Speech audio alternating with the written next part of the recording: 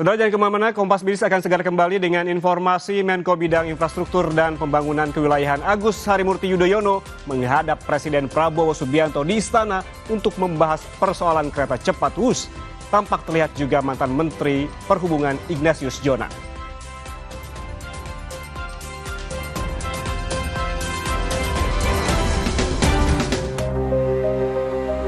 Berkat donasi yang disalurkan oleh pegawai PLN UIP Sulawesi, Ibu Risna, salah satu penerima manfaat program Light Up the Dream 2025, merasa sangat terbantu.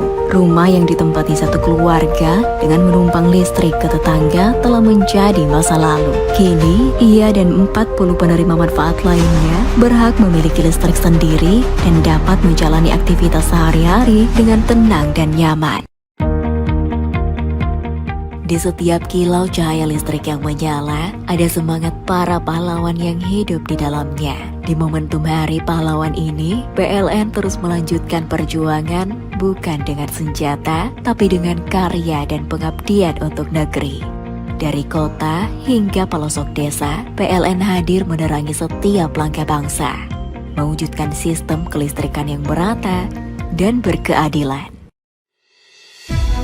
Melalui program Inspiring Serikandi Women Support Women, Serikandi PLN UIP Sulawesi menghadirkan dukungan nyata bagi pelaku usaha mikro di Makassar, Poklasar, Mandara Food, khususnya mereka yang berperan sebagai ibu sekaligus tulang punggung keluarga. Program ini menjadi wujud kepedulian PLN terhadap penguatan kapasitas UMK, sekaligus bagian dari komitmen sosial perusahaan dalam mendukung pemberdayaan perempuan.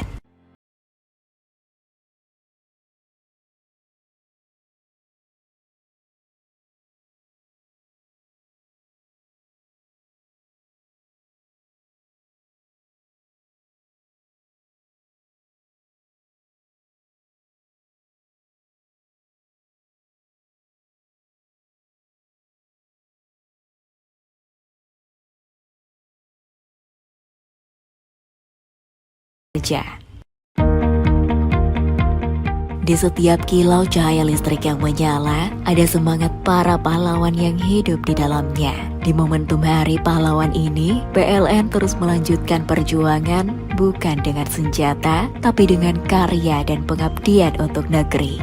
Dari kota hingga pelosok desa, PLN hadir menerangi setiap langkah bangsa, mewujudkan sistem kelistrikan yang merata dan berkeadilan.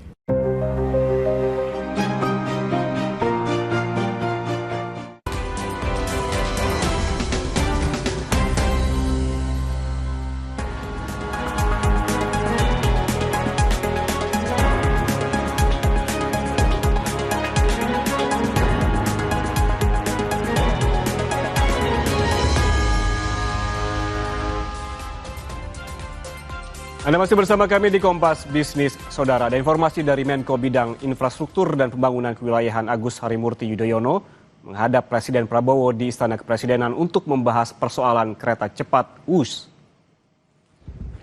Selain masalah kereta cepat WUS, ada beberapa pembahasan isu sekaligus minta arahan-arahan dari Presiden Prabowo. AHY menyampaikan pembahasan juga akan berkaitan dengan restrukturisasi utang proyek WUS dan pertemuan bakal diikuti pihak PT KAI untuk mendapatkan sejumlah petunjuk dan juga arahan dari Presiden Prabowo. Arahan-arahan dari beliau, Bapak Presiden, tentang banyak isunya yang kereta cepat juga. Kereta cepat, masuk kereta cepat.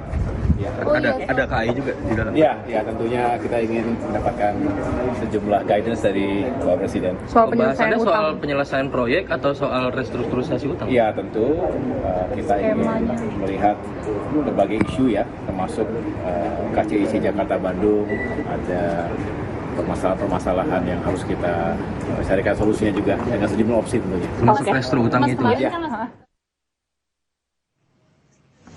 Di tengah pembahasan soal kelanjutan WUS, hadir pula Ignatius Jonan, Menteri Perhubungan era Kabinet Kerja di bawah Presiden Joko Widodo, juga datang ke istana. Jonan mengaku belum tahu pemanggilannya apakah terkait dengan pembahasan utang kereta cepat WUS, tapi menurutnya ia hanya dihubungi oleh Seskap untuk datang ke istana. Dipanggil untuk apa Pak? Enggak tahu.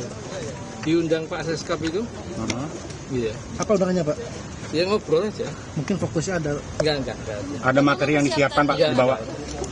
Kalau dimintain keterangan untuk ini, Iya. masukan buat terus kereta cepat itu terkait dengan polemik utang mungkin Pak? Enggak tahu saya. Sementara itu, Saudara Direktur Utama PT KAI Bobi Rashidin menjelaskan restrukturisasi utang kereta cepat WUS sudah dibicarakan dengan Danantara. Dalam waktu dekat, rapat terbatas juga akan digelar. Sementara soal dugaan korupsi pada proyek pembangunan kereta cepat WUS, Bobi menjelaskan KCIC terbuka jika KPK ingin melakukan penyelidikan.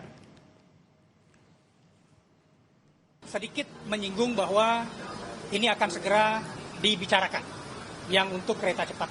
Kami sudah koordinasi dengan Danantara sebagai holding dari KAI. Lagi dibicarakan antara Danantara dengan pemerintah juga tentu. Yang jelas PT Kereta Cepat Indonesia Cina sangat patuh dan taat kepada hukum dan kami sangat mendukung permintaan-permintaan data atau kesaksian dari KPK. Berapa besar dan bagaimana duduk perkara WUS ini? Total investasi proyek kereta cepat WUS adalah 7,27 miliar dolar Amerika Serikat. Angka ini Saudara setara dengan 118,8 triliun rupiah. Kalau pakai kurs 16.500 per dolar Amerika Serikat. Nilai ini juga sudah mencakup biaya tambahan pembengkakan. Dari total investasi ini, 75% diantaranya berasal dari utang. Utang ini berasal dari Bank Pembangunan China atau CBD. Mengutip Kompas ID, ini ternyata mematok bunga utang sampai 3,4%, lebih tinggi dari ekspektasi pemerintah sebesar 2%. Dari total investasi WUS, komposisi saham adalah 25%.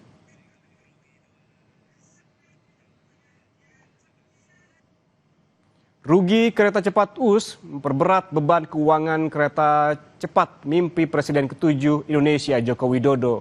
Tahun lalu, kerugian mencapai 4,2 triliun rupiah. Dan tahun ini sampai Juni sebesar 1,6 triliun rupiah. Merujuk studi kelayakan dalam proposal pembangunan WUS yang ditawarkan oleh KCIC, skenario optimistis bisa mengangkut 76.000 penumpang per hari dan pesimistisnya 50.000 penumpang. Namun kenyataannya Saudara, WUS dalam satu hari rata-rata hanya mengangkut 17.000 penumpang saja atau jauh di bawah level pesimistis saat itu.